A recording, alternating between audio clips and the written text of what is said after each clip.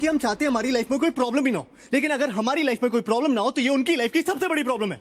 Basically हर लड़की की life में एक उम्र आती है जब उसे रियलाइज होता है कि अब उसकी लाइफ एक ड्राइवर, एक बॉडीगार्ड, एक नौकर और एक एटीएम के बिना नहीं चल सकती। और अब हर लड़की इतना सब कुछ तो अफोर्ड कर सकती नहीं ना, तो लड़कियां ढूंढती है बॉयफ्रेंड, ट्रायल पे रखती, काम पर रखती हो, काम अच्छा लगे तो नौकरी, परमानेंट, शादी। शादी में सबसे इंपॉर्टेंट चीज क्या होती है? मांग भरना। और आदमी को तो काम है औरत की हर मांग भरना। अबे नौकरी जाने का पेपर वर्क भी खत्म नहीं होता, लड़की गायब। ऑफिस वाले इतनी जल्दी आई कार्ड नहीं मांगते जितनी जल्दी ये तलाक मांगती है। बेसिकली अगर एक बार भी लड़की को पर्स में हाथ डालना पड़ गया यानी गायब। पर्स में तो इनके मिस्टर इंडिया वाली खड़ी रखी होती है, साला हाथ डालो गायब। अगर सच में बिल भरना है ना तो बिल भरो। बिल भरना चाहने का नाटक मत करो, बिल के अमाउंट के हिसाब से बिल मत भरो, हर बार बिल भरो। और सुन, लड़कियां ना माँ बाप के सामने गिव अप मारने का सिर्फ नाटक करती हैं। ऐसा कभी नहीं होगा कि तुम 2 लाख कमा रहे हो और वो माँ बाप के प्रेशर में 50,000 वाले से शादी कर ले। वो माँ बाप से तब तक फाइट करती है जब तक वो एटलीस्ट तुम्हारे कंपैरिजन का कोई लड़का नहीं ढूंढ लाते। फिर साला जब ब्रेकअप करेंगी तो ये नहीं कि बस चली जाए लाइफ से, साला 10 दिन तक ये डिस्कशन करेंगे कि क्यों कर रही है। अचानक से उन्हें इस बात की टेंशन हो जाएगी कि तुमने खाना खाया कि नहीं। अब इतनी कंसर्न है तो छोड़ी क्यों रही हो? बेसिकली उन्हें चाहिए कि तुम उनसे पूछो तुमने खाना खाया, फिर वो कहे नहीं, फिर तुम कहो प्लीज खा लो, फिर वो रोए और ये बात स्टैब्लिश हो जाए कि ब्रेकअप जो उनके सियापे की वजह से हो रहा है उसमें सबसे बड़ी विक्टिम भी वही है। सारी सेल्फिश कहेगी। अबे तू टाइटैनिक वाली को देख ले। चल माना कि लकड़ी पे एक आदमी के फिट होने की जगह थी तो 15-15 मिनट की बारी नहीं ले सकते थे? ठीक है तुम्हें पहले चढ़ने दिया, इसका मतलब है चढ़ के सो जाओगी, मस्त में नींद पूरी करके उठी। अबे तुमने ये कैसे डिक्लेयर कर दिया कि वो मर गया? तुम डॉक्टर हो, तुमने उसकी नब्ज चेक की, तो बेहोश भी तो हो सकता था। नहीं गुड मॉर्निंग बेबी नहीं बोला मतलब मर गया, नीचे फेंक के चली गई। सोने से पहले बात करनी, उठने के बाद बात करनी।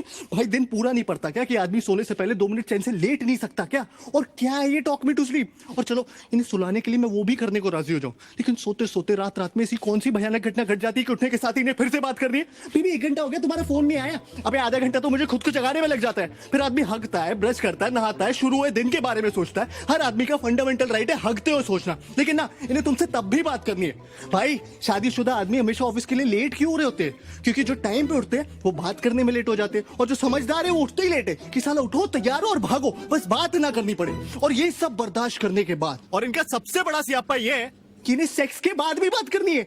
अबे पागल हो क्या? सेक्स सेक्स इसलिए क्योंकि इट्स अल्टीमेट। क्लाइमैक्स को क्लाइमैक्स क्यों बोलते हैं? क्योंकि उसके बाद पिक्चर खत्म। मीठा खाने के बाद कोई सूप पीता है क्या? यू नो कभी कभी तो मुझे लगता है they want you to talk them to orgasm. लड़कियों की ना आदमियों से सिर्फ 2 नीड्स होती है, आई लव यू और सॉरी। साला आई लव यू बोलो तो बोलेंगी why do you love me. इन्हें हर 2 महीने में जानना है why do you love me, या I love you but give me 5 reasons why you love me. अरे पागल हो क्या यार, इतना कौन सोचता है बे? सुना नहीं तुमने कभी प्यार एक एहसास है? और उससे भी बड़ा सियापा है सॉरी, क्योंकि इवेंचुअली हर आदमी थक हार के सॉरी बोल ही देता है, लेकिन सॉरी बोलने के बाद मामला खत्म नहीं होता। सॉरी बोलने के बाद असल मामला शुरू होता है कि तुम्हें पता भी तुमने सॉरी क्यों बोला। अरे तुम्हें यह भी नहीं पता तुमने सॉरी क्यों बोला? अरे जिस बारे में लड़ाई हो रही है उसी बारे में सॉरी बोल रहा हूं ना। अबे कोई भी बात तुम इन्हें समझाओ, मजाल है जो समझ आ जाए। वही बात इनका एक बेस्ट फ्रेंड समझा दे तो 1 मिनट में समझ आ जाती है। इस सारा बेस्ट फ्रेंड का सियापा ये सूरज बरजातिया जी ने शुरू किया। बेस्ट फ्रेंड की टोपी पिना पिना के दोस्ती में no sorry no thank you. Sir दोस्ती में प्लीज भी नहीं रहा, दोस्ती में अब पूछना भी नहीं रहा, दोस्ती में अब लिमिट ही नहीं रही। दोस्ती में लड़का लड़की के घर आके चाहे जितने भी दिन रहना चाहता है रह सकता है। दोस्ती में लड़की लड़के की गोद में बैठ जाए, प्लेटोनिक है। दोस्ती में लड़की दारू पी के लड़के की पप्पी ले ले, प्लेटोनिक है। दोस्ती में लड़की लड़के के सामने कपड़े बदल ले, वो भी है। दोस्ती में तो शायद सेक्स भी प्लेटोनिक ही होता होगा। इनके कपड़ों के बारे में जरा सा कुछ बोल दो, अचानक से फेमिनिस्ट टाइप हो जाएंगी। You can tell me what to wear. अरे जब तुम मुझे बता सकती हो कि मैं क्या पहनूं तो मेरा बताना अचानक से equality, liberty, individuality, freedom, sovereignty का इशू कैसे बन जाता है? और इस साला भैंस की आंख फोन तो सबसे बड़ा दुश्मन है आदमी का। क्या है ना, हर रिलेशनशिप में एक स्टेज आती है जब आपको फोन पे बात करते हुए पता होता है कि इस कॉन्वर्सेशन में एक पॉइंट के बाद लड़ाई होनी है, लेकिन आप फोन कट नहीं कर सकते क्योंकि लड़कियों के हिसाब से तो आपके फोन पे कट करने का बटन ही नहीं होना चाहिए। वो कट कर सकती है क्योंकि वो उनका हक है या उनको सिर्फ मास्टर शेफ देखना है, लेकिन आप नहीं, क्योंकि एयरटेल अब फोन ही नहीं टीवी पे भी आपकी मारने के लिए आ गया। मैच रिकॉर्ड करो बाद में देखो। अबे औरतें कन्विंस होगी कि मैच रिकॉर्ड करके बाद में देखना एक जेन्युइन प्रोपोजिशन है। अबे कौन सा सेल्फ रिस्पेक्टिंग मर्द मैच बाद में रिकॉर्ड करके देखता है बे?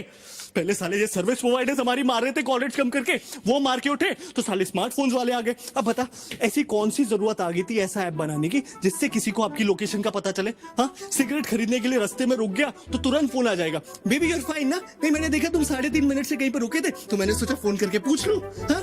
अबे मेरी माँ गाड़ी चलाते वक्त इतनी बार फोन करोगी तो मैं वैसे ही मर जाऊंगा।